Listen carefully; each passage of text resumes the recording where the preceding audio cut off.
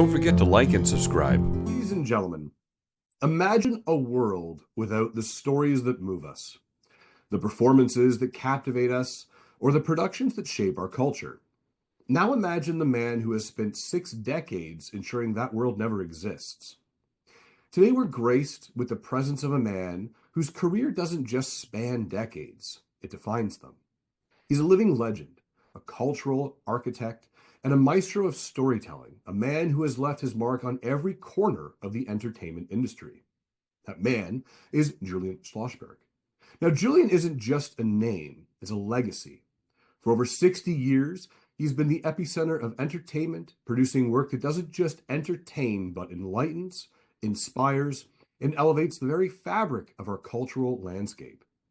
His career spans the screen, radio, the stage, and now even YouTube, leaving an indelible mark on every medium he touches. Now, he has worked alongside, and I mean literally worked alongside, some of the greatest names and talents in history. Barbra Streisand, Woody Allen, Elaine May, Mike Nichols, Sidney Lamont, Meryl Streep, and Paul Newman, just to name a few.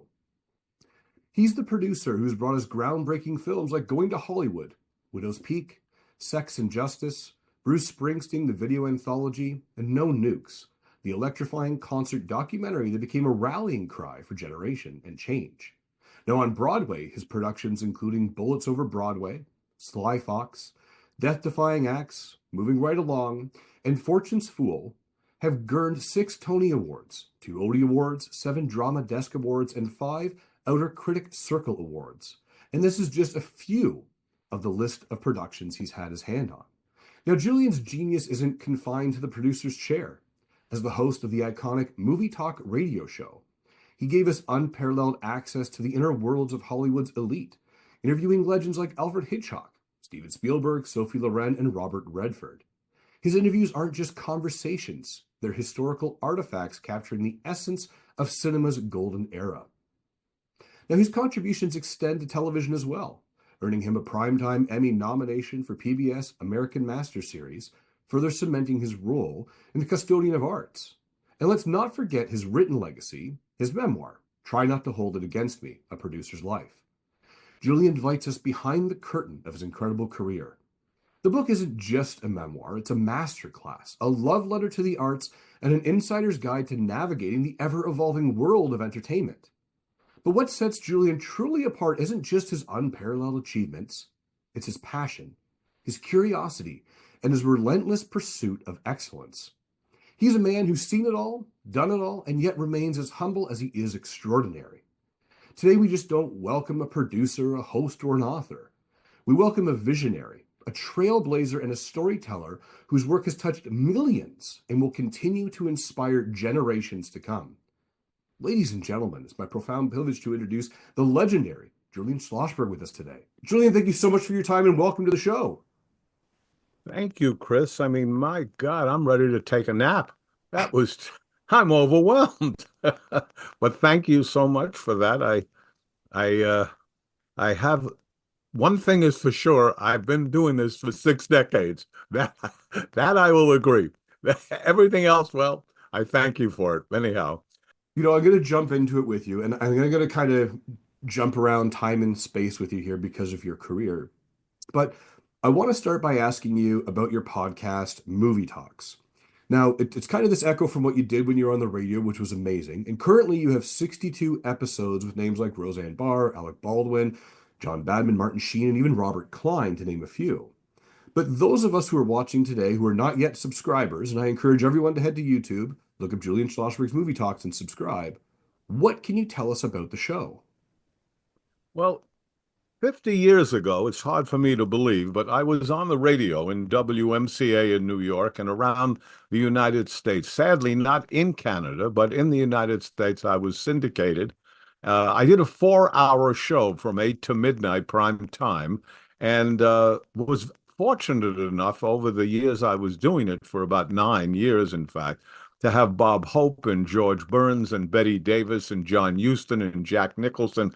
I mean, all the major stars of the time, and even before the time, came on the show because they knew that I had an advantage over almost all the other people doing it. I was in the business. I wasn't a radio host. I was a producer. I was an executive. I was at Paramount. I was at the Walter Reed Theaters. So I could talk in a different way than most hosts because I knew the vernacular. I knew the game. I knew what they were going through often, or I was going through with them. So, yes, it was a very exciting thing. And when the pandemic came, I thought, maybe I should just go back. It's been a lot of years, as I say. Probably I did the show 50 years ago, but I guess it was a lot of years in between. And I thought, well, let's see if I still can do it. And I'm having a wonderful time. I just recently did John Turturro and Tony Shalhoub, and Woody Allen is up now, and Woody doesn't do many interviews. So yes, I sound like I'm name dropping because I am, but that's that's who's on the show. It's not as if I'm talking about someone I met. You can see it to believe it. So, 50 years ago, you got behind the microphone. What drew you to interviewing as a medium of storytelling in the first place? It's a very good question, Chris. I realized the other day, having written now a second memoir called My First Book, Part Two, which continues the stories that I had did in the first book. I realized that it was my grandmother reading to me, and I wanted to hear biographies. And as a young kid, that's a little strange. I mean, I still wanted to check out Jack and the Beanstalk, but I wanted to hear biographies. So I think I've always been interested in people. And as Barbara Streisand sings, people who need people are supposedly the luckiest people in the world. So, yes, I wanted to talk to people about their beginnings. I was fascinated by not where they had become, because the time they came on my show, they were giants, or at least very prominent. But I was interested in where it came from and how it happened, and found out incredible stories about people's beginnings. And so I think that was whatever my style is, if there is a style, it's to kind of get the idea of where it all began. Did you always want to do it, whatever it is? So yes, I would say that that's what radio and the beginning and interviewing was for me. And now by this time, I've literally done a couple of thousand interviews. So if nothing else, I know how to do that. A question for you here when we look at this, right? Out of all the interviews you've conducted over the years, is there something or one that stands out as particularly surprising to you? Well, Rex Harrison, I had seen on doing My Fair Lady on Broadway, and I ended up in a peculiar and not interesting story about seeing it twice as a young man. And I somehow fell in love with Henry Higgins, and I fell in love with My Fair Lady, which I've only joined many millions of other people. Wasn't very unique. When I was told that I could get Rex Harrison to come on my show, I couldn't believe it, number one. But the second and most surprising thing, Chris, he was the only actor or guest or anyone I've interviewed that wanted to see the questions in advance. Hmm. I was shocked. I really was, but I was more than happy to provide them. And he came to the studio early, looked at the questions, said, okay, let's do the show. And about the fourth or fifth question in, we went to a commercial. He took the paper, ripped it up, threw it on the floor, and said, I'm fine with you. Well, that was, to me, it wasn't Dr. Doolittle, it was Henry Higgins, who, that's who I was kind of working with. So that was kind of fun. That was one highlight, but there's so many. To be sitting across from Bob Hope and George Burns, these legends, and they're, a foot or two away from me. Yeah, I was pretty overwhelmed by it. I was. Now, of course, it's different. First of all, I'm older than almost anyone who comes on the show. And secondly, I've been doing it, as you say, 6 decades. So, but I'm not in any way jaded by it. I mean, I'm still excited if it's someone that I really regard. And I try to only put people on my show that I'm interested in talking to. Mhm. Um, and sometimes you can't always do that because you want to help someone who's a friend, and he may not be someone you think is the greatest interviewee, but you do the best you can. Now, when you look back on your career, and we're still going through with movie talks on YouTube today, what have you learned about human nature or even creativity through the conversations with some of these talented people? Well, what you learn is that people come in with their stories intact. They've told this story. It's not going to be the first time you're going to get something out of them. That's the exciting thing when you can. When they say to you, no, no one's ever asked me that question before. That's interesting to me. I feel, oh, but otherwise, a lot of times it's a story that they've told before. Mhm. So what you learn is that they're going to get onto automatic pilot, and you want to try to get them to at least get off that if you can. But sometimes the stories are really interesting, so I don't care if I hear it again and again. I don't care that Betty Davis fought Jack Warner. I want to hear about Betty Davis from her perspective, right talking to me. I didn't care that she had talked about it, or that John Huston talks about the Maltese Falcon, or George Burns talks about Gracie Allen. No, it didn't matter to me. But what I did want, if I could get it, was something that they had not been asked or discussed. If we go back in time, I understand you were reading Variety magazine at the age of 10. And when we talk about these beginnings, what compelled you to pick up Variety magazine and not, Esquire, Harper's Bazaar, or Time, or a comic book? I was absolutely enthralled with show business from the very first time I could talk and walk. I don't know why. I mean, if you say it's a past life, maybe I've been a vaudevillian. I don't know. But whatever it was, I was enamored of show business. And as you say, and I write in the book, I was 10 years old buying Variety. My mother banned it from the house. She wanted me to be a lawyer, a doctor, a dentist, some profession. She didn't want me to go near show business. So, of course, I continued to read Variety outside the house. But what compelled me, I always was interested. And, at my age, I can look back, as you do when you get older. As they say, an unexamined life is not worth living. So you should examine it a bit. I realized that it was the radio that honed my imagination. It was the radio that, because there was no television as a young boy. That hadn't been in the home. I mean, it had been invented, but people didn't have it. What the radio did was absolutely make you have an imagination. So you're riding with the Lone Ranger on the range, or you might be going down the stairs to Jack Benny's vault. You could be doing so many things in your head and imagining it. And I think that imagination that fueled my young head was what really started everything. And I wanted to be in that. I wanted to be in that business of radio and television. And the idea that when television came, it's impossible to explain what it meant to people if you were born with television as an actual staple in your home, as most people have. You don't think much of it. But if you have it brought in for the first time, you can watch a ball game in your living room, or you can watch a movie going out. It was unbelievable. And when I lecture, I've lectured all over the world. When I lecture, I'm always amazed how the young kids can't believe that there was no remote. We didn't have a remote. We got off our backsides to change the channel. Or we had these TV ears, they called it. You turn them around to try to get a better picture, or brightness, or contrast. It was a whole different world.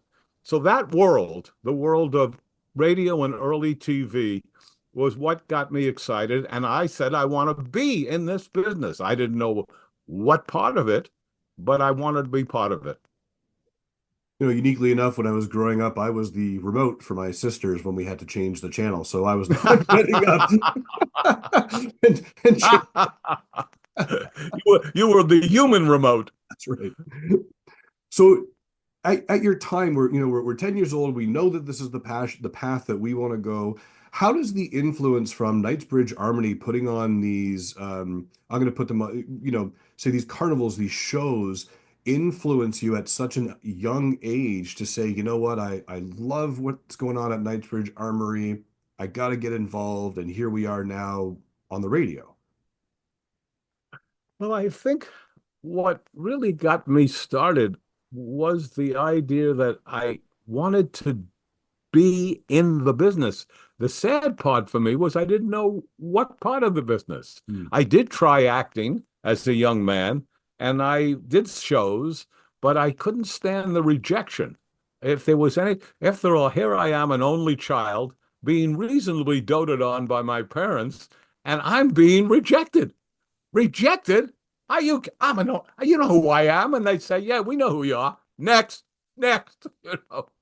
So I tried that first, and then I recognized that this was, as they go, high diddly dee, an actor's life for me. Well, it was not. It was not my life, and so I decided to see what I could do about getting a job in the entertainment business, and I started at the ABC television network, and from there I I went to the theater division, actually the television division of a company, and sold movies all over the United States. It was really a very interesting job, Chris, because I had very, very sophisticated movies. I didn't have what you'd call commercial movies.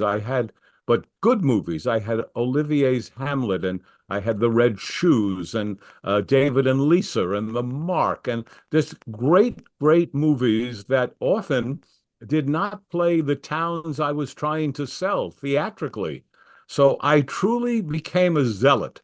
I felt if I could sell Weslaco, Texas, or Fargo, North Dakota, if I could sell these movies, I would be really uplifting the programming of this area where people would have never seen these kind of films. Of course, most of the program directors didn't want these films at all. So it was, but when I could make a sale, I really did feel I had done something way beyond a commercialism. Besides getting money for the company, I was uplifting the programming of that particular town or area. What was very startling to find in the markets I handled, I came in as a kid, so if I had, let's say, all of Missouri, I couldn't have St. Louis. I could have the rest of Missouri, or I could have all of Alabama, but not Birmingham. In other words, I would be given the smaller stations. And I didn't mind that because once again, I was meeting people that I would never have met because I was from the streets of New York City. So it was a very wonderful education traveling in the United States. One of the things about America, as I'm sure you've heard and read, is that a lot of people in the business go from New York to LA, but there's a huge country out there. And I was lucky enough, fortunate enough, to have visited almost every state in the Union. It's unique that you say that, you tried out as an actor and you did some stage plays from my research with you. And then you said, hey, rejection. Hey, I'm an only child. Everyone loves me. What's going on? But then you went into the world of selling and marketing and distribution of these films. But you also deal with rejection when you're selling. So how did that rejection differ for you from an Well, one was personal, and one was professional. I didn't care. They didn't like the films. There was nothing unusual about that. And even if they liked the films, they were afraid to play them because they were sophisticated, intelligent films that the programming people were not used to. This was not what they were used to. And you have to remember, in much of the United States, the television station was owned by the same people who owned the newspaper and the radio station. So they really controlled the minds of that community often through their mass media. And that in itself is a dangerous thing. So if you couldn't get by them, you were dead in the water. So it was an interesting time. And as I say, I use the word zealot because I really was. I wanted desperately to uplift the programming of that town or city, a small city that I was selling. And I succeeded somewhat. I wouldn't say that I won the Salesman of the Year award, but I did okay. Did okay.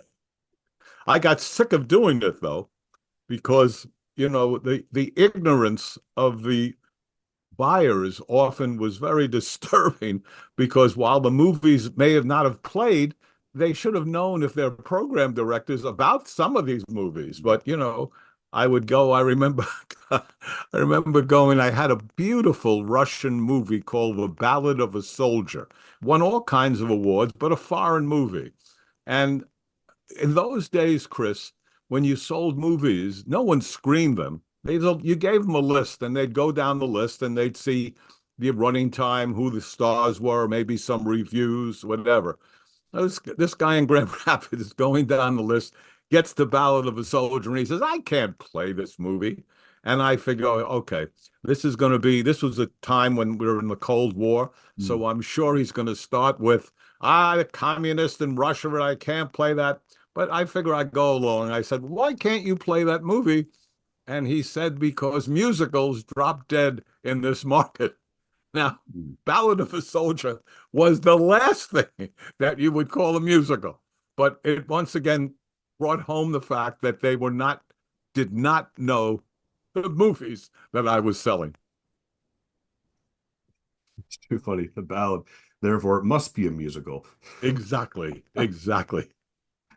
How did you find navigating? I mean, we're talking about the distribution and selling of movies, but you've also done television and productions as well at stage play. What do you find is the commonality between trying to get someone to pick up the movie, The Ballad of the Soldier, for example, or going into the stage? What's that commonality of people still give you the same pushback? Well, the commonality of producing per se is a lot, whether it's theater or film or television. You have to find the product. You want to find the project, and you want to fall in love with that project, because you could be with it for a year or two. So you don't want to just pick it up and say, "Well, I think I'll try this out." At least I can't work that way.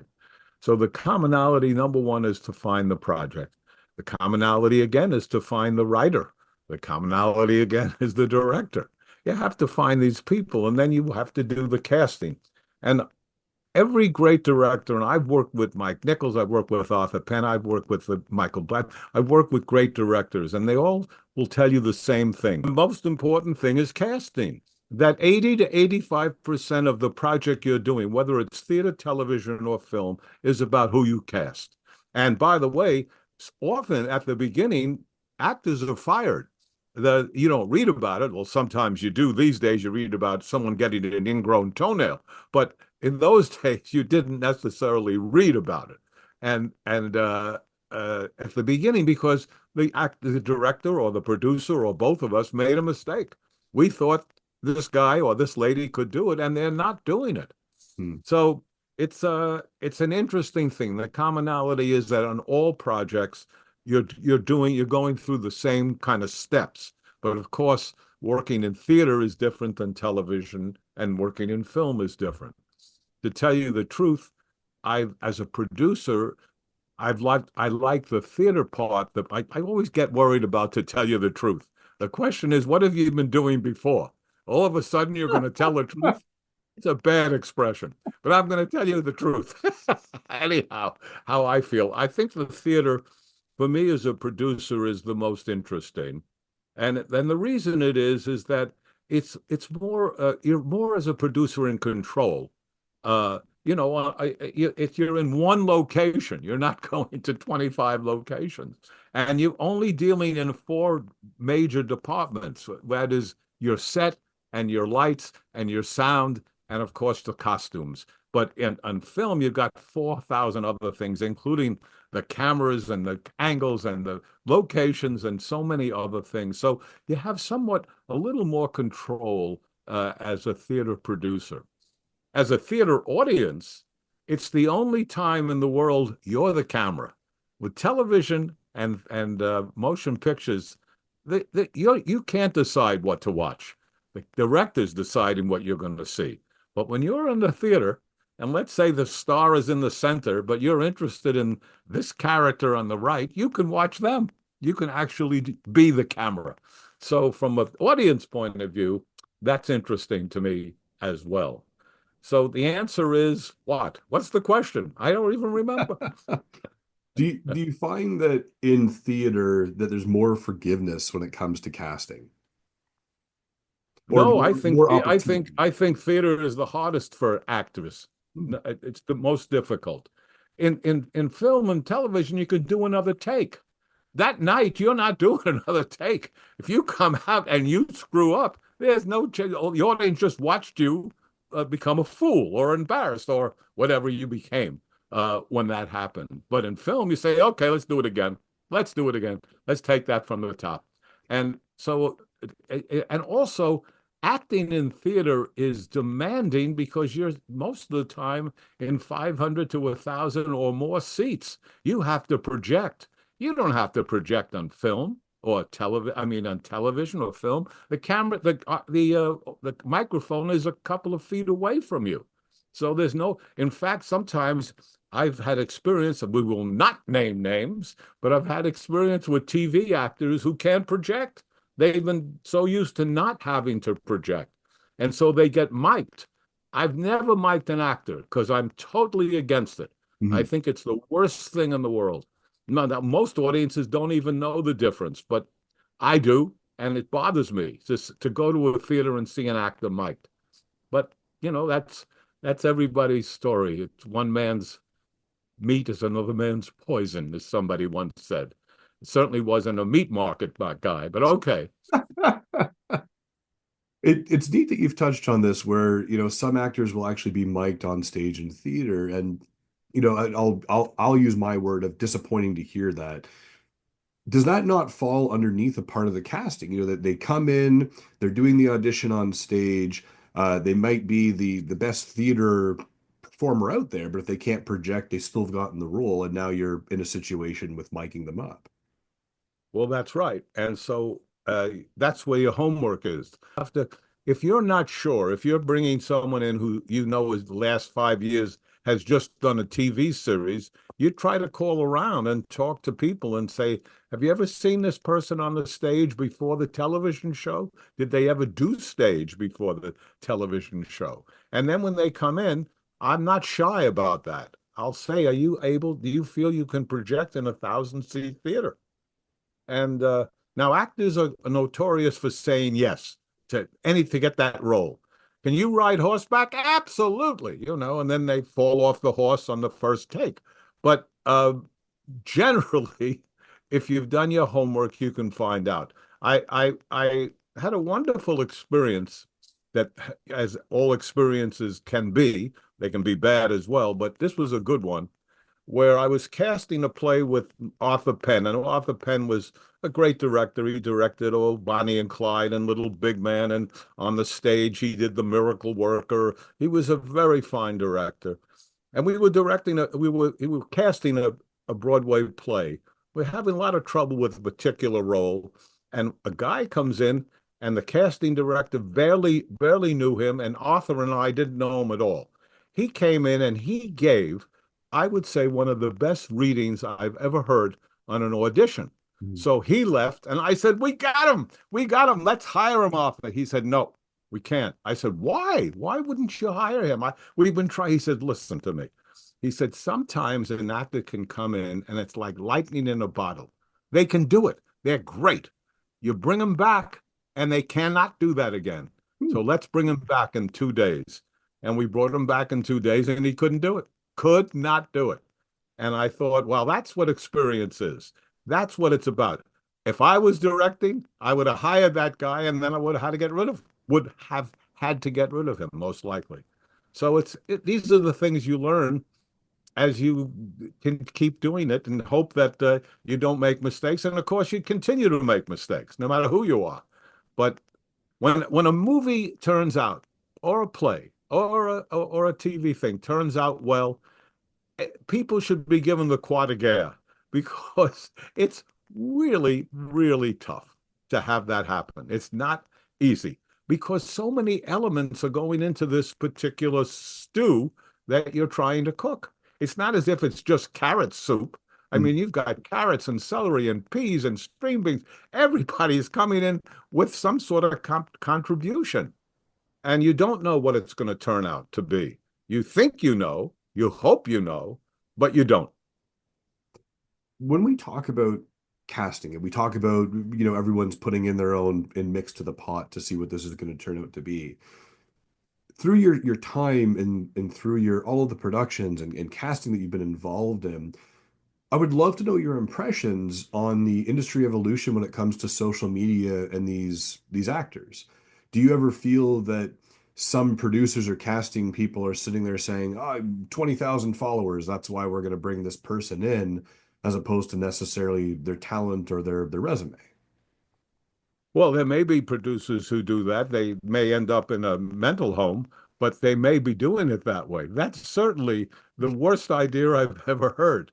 I do remember casting a guy on Broadway, I again have to be nameless, who had something like 750,000 followers, and his agent demanded that I have security for him at the stage door.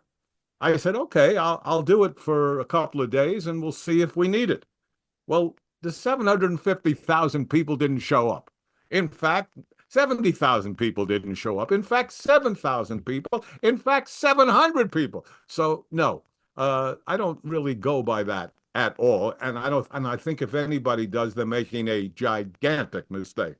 I love it because when we look at, the social media of the world and how artists and creators are looking at it, it's such a unique standpoint. And my question for you is that do you believe that these social media, the TikTok, Instagram, Facebook, whatever it may be, allows us to connect more with a wider audience that maybe would make a production or a movie or a show more successful?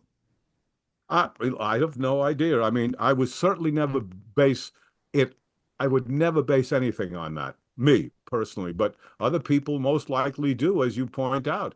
And I can't deny the fact, but I, I remember I'm in my 80s, so okay.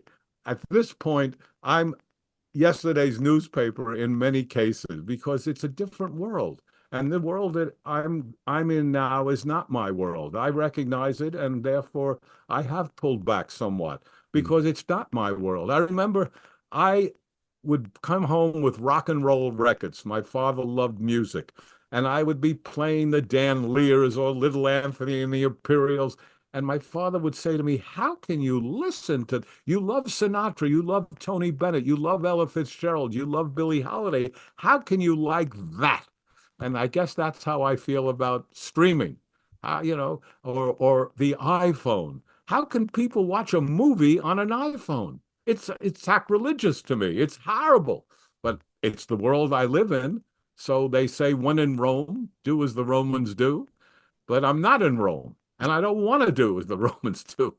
So it's just as well I'm looking for the check soon, it's just as well.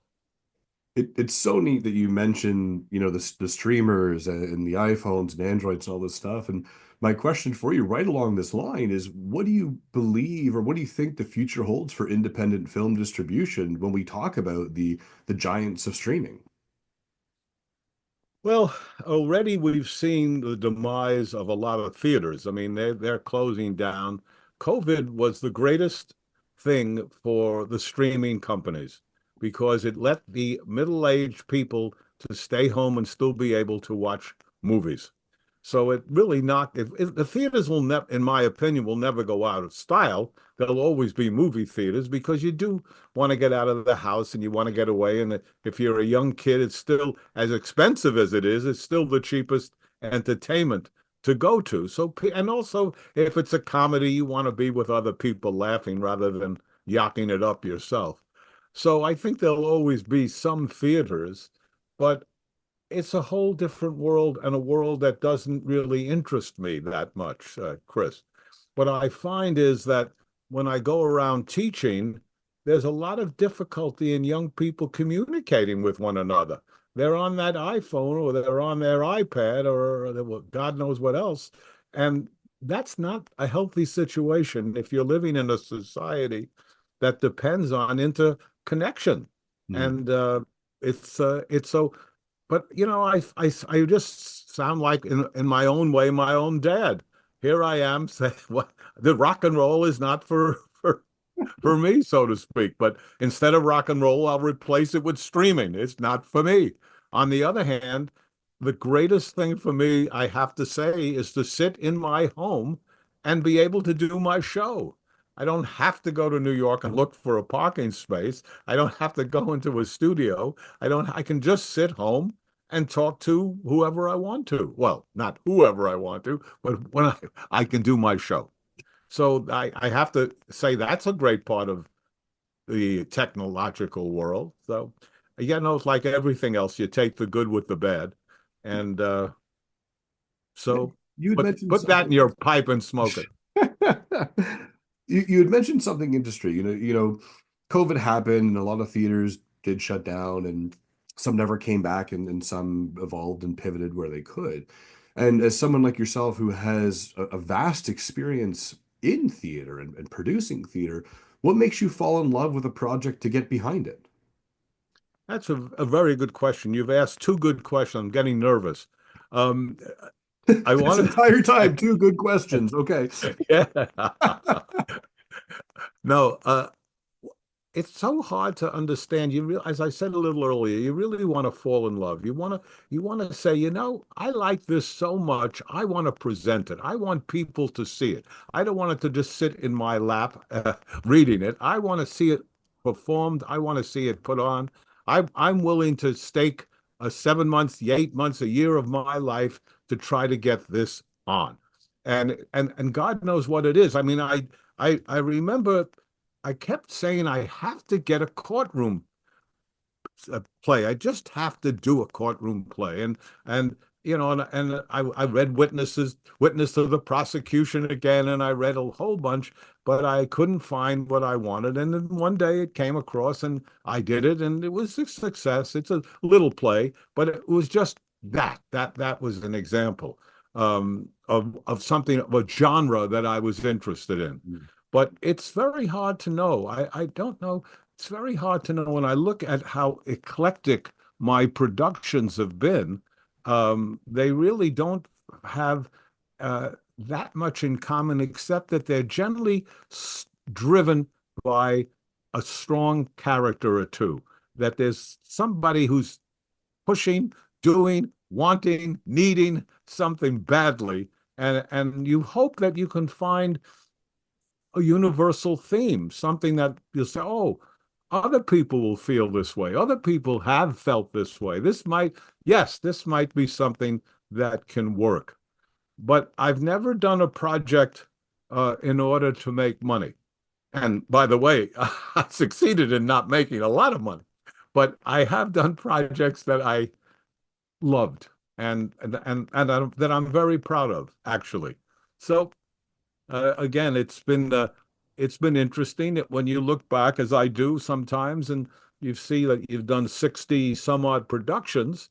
You hope that there are some there that might never have happened if it wasn't for you. Mhm. That's what you hope, anyhow. And of course, in some cases, it would have been better off if it never happened. But that's a whole other story.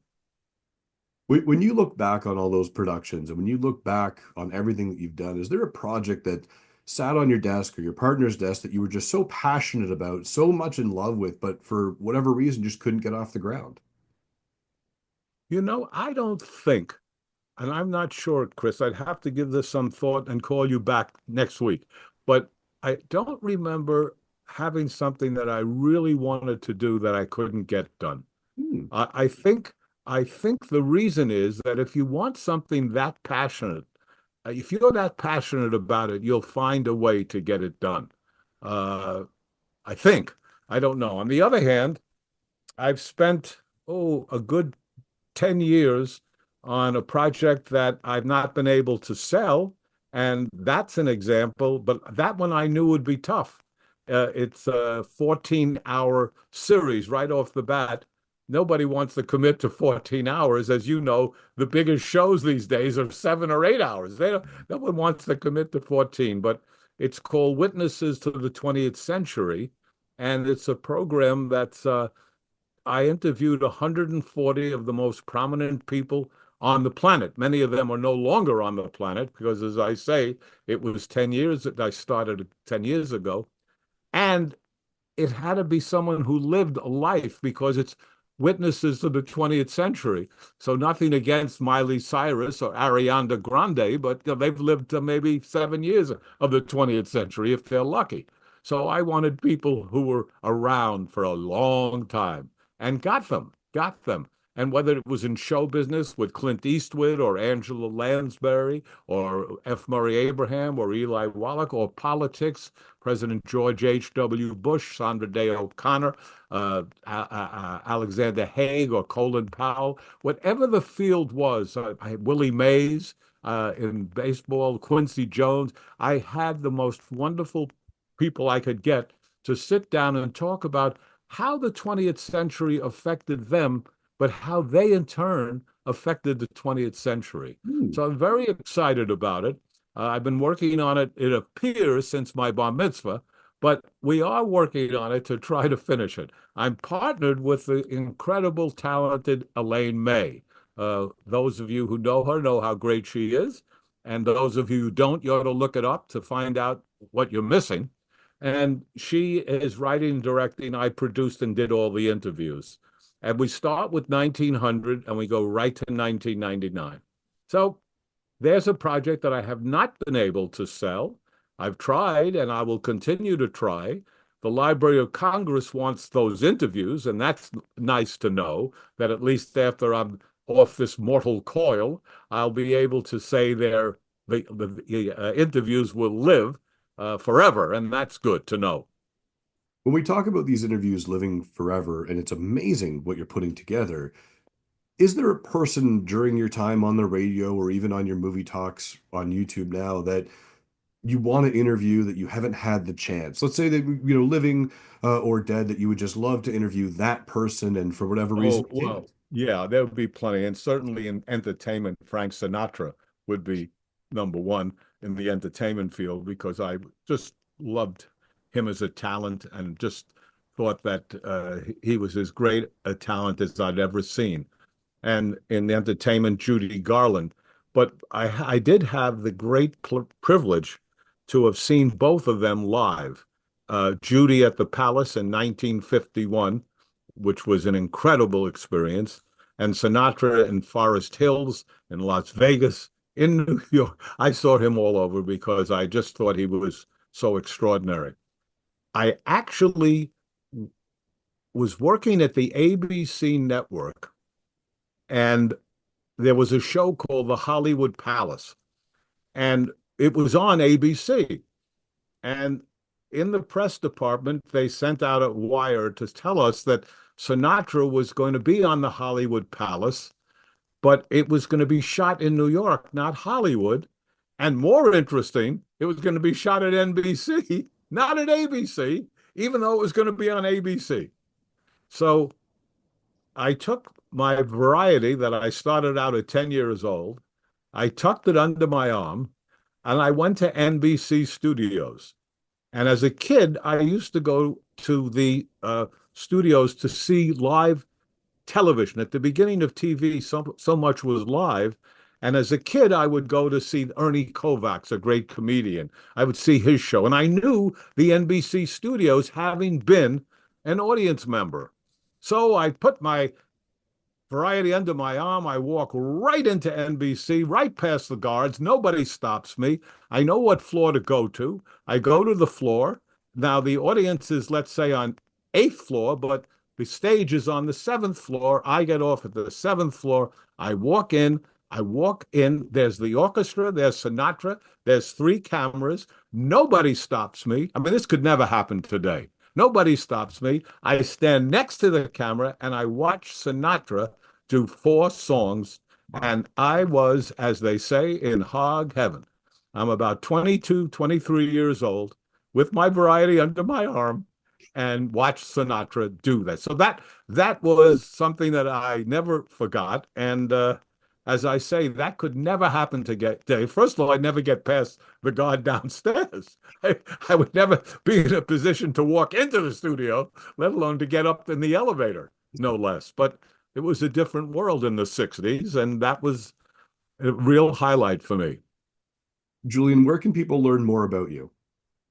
Oh, I'm all over the joint. I must say, all they have to do is type in Julian Schlossberg producer, and I have websites and everything you're supposed to have. And I'm on Apple, Spotify, iHeart, Pandora, Amazon, Audible, in your ear, on your eye. It's everywhere. So that's where they could find it, Chris, if they want. But they may not be able to handle it. Might be too much. You just can't handle the truth. Yeah, as we were chatting earlier, I want to share this. Pull yourself together, Chris. I'm trying here, Julian. Okay. There's a story in your book, try not to hold it against me. And we were talking about this before we hit record. And I just want to share this with everyone out there who has yet to get a copy of your book. And I encourage everyone to find it and download it wherever they possibly can. And It is an Audible book, and that might be interesting to hear the author tell it. Or maybe not. I want to ask you this question about this story. And we were chatting with it earlier. A robber breaks in to your home and holds your mother at knife point and robs her. And your mother turns around and says, "You can take whatever you want, but you have to leave me $2." And the robber agrees to leave your mother $2. So my first question is, why $2? She needed it to get to work. Okay. And my second part of this is that in your book, your mother says, the robber said, "Okay, I'm going to leave through the front door." And your mother stood there and was like, "No, you can leave the way that you came in out the window." And it's just amazing to me. And that story just connected as I reflect on my own family and my own upbringing, just the strong women that bring us here today. But was your mom not scared? Guys in your house with a knife, let me out the front door. No, go out the window. But You'll leave the same way you came in, was her quote. I mean, I remember sitting her down and saying, "Mom, this is not the greatest idea." She said, "What do you mean?" She was a teacher. And when you become a teacher and you've taught for a lot of years, and a young person is in there, you revert to being a teacher. I mean, she decided that's the way she talked to any of the students, and that's the way she talked to a young robber. I Uh, I I love it. try to explain to her that her students generally didn't have a knife, you know, but what can you do when as you had a strong mother, you understand what that's all about. Yeah, no, 100%. It's shouldn't you have called the cops? Let them out the front. I don't understand. She goes, "No, no, no." I just loved reading that bit. But I do Yeah. want to ask you, if you had a magic wand today and you could change anything about the world tomorrow, what do you think that would be? Well, there's a great lyric, excuse me, there's a great lyric that says what the world needs now is love, sweet love. And is what we're on here, the planet, for such a short time. It seems so distressing to me that we're unable to get along, that we're worried about people's skin colors, or we're worried about immigrants, or we're worried about, we're all on the planet trying to, eke out life. And it would be great if we could all help each other. One of the things that's so important is if you can help a person, what a gift to be able to give. Uh, but I guess some people don't see it that way. Yes, I would love to see more humanity.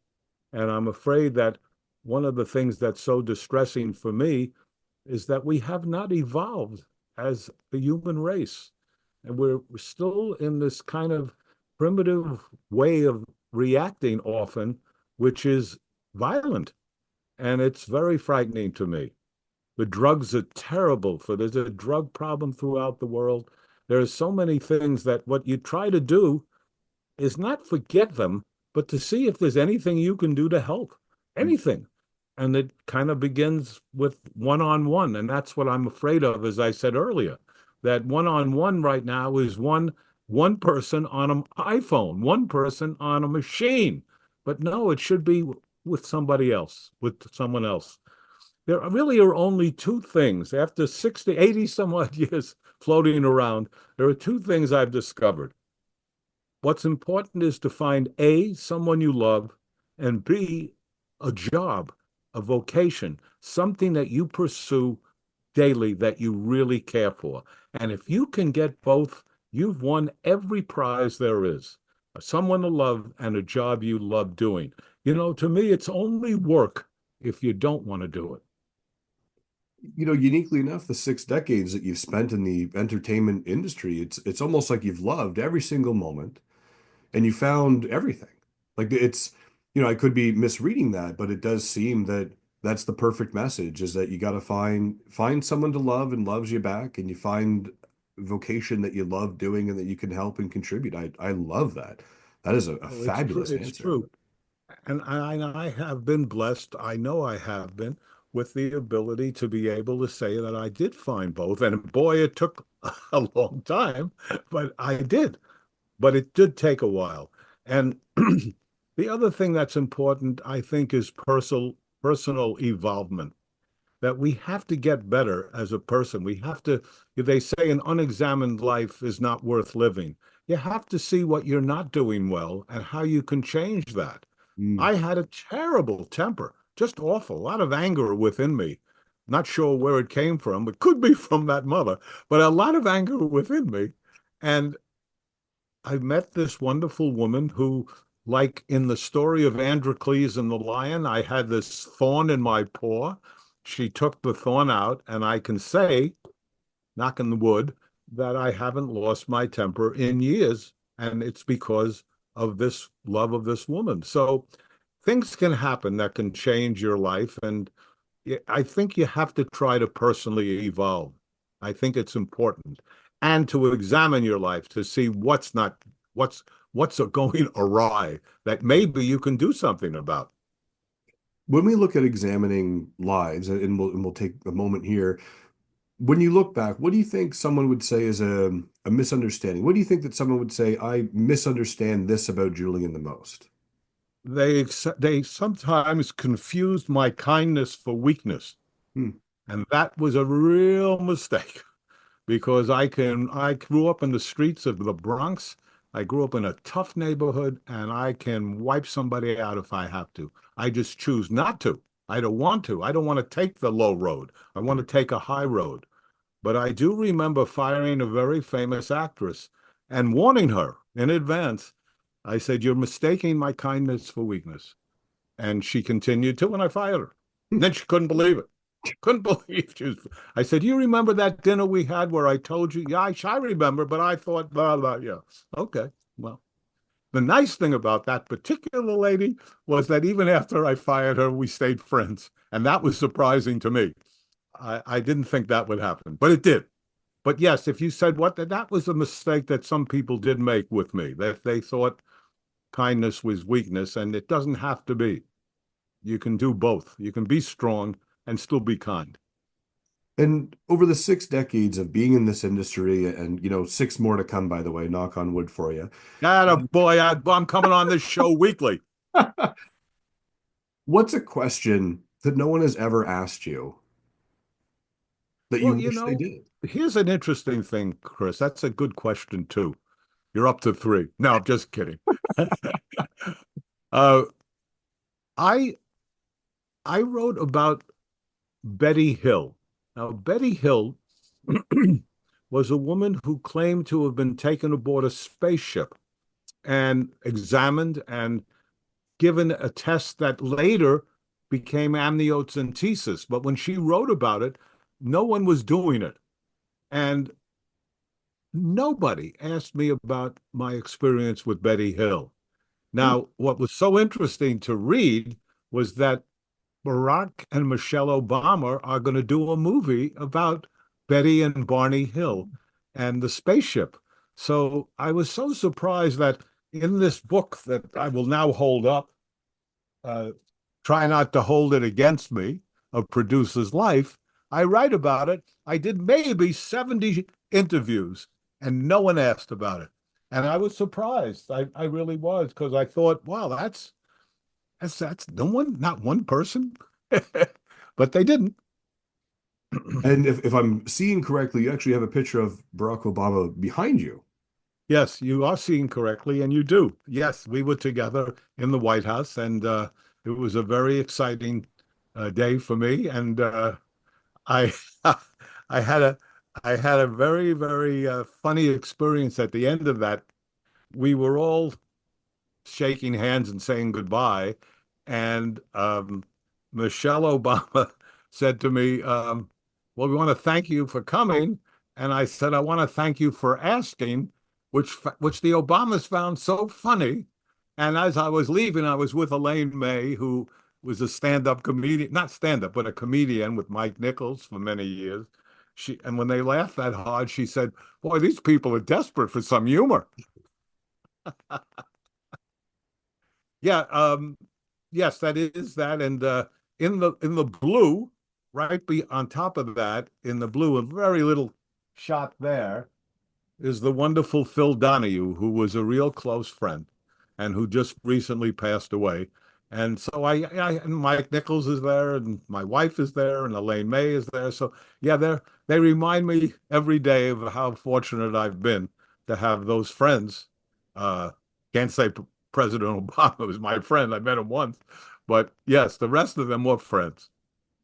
I have time for one last question for you today, Julian, and this has been a ridiculous pleasure on my end, I can assure you. And it's what Well, makes I'm glad you said pleasure after it. I wouldn't want it just to be ridiculous, just a Chris. ridiculous time, yeah.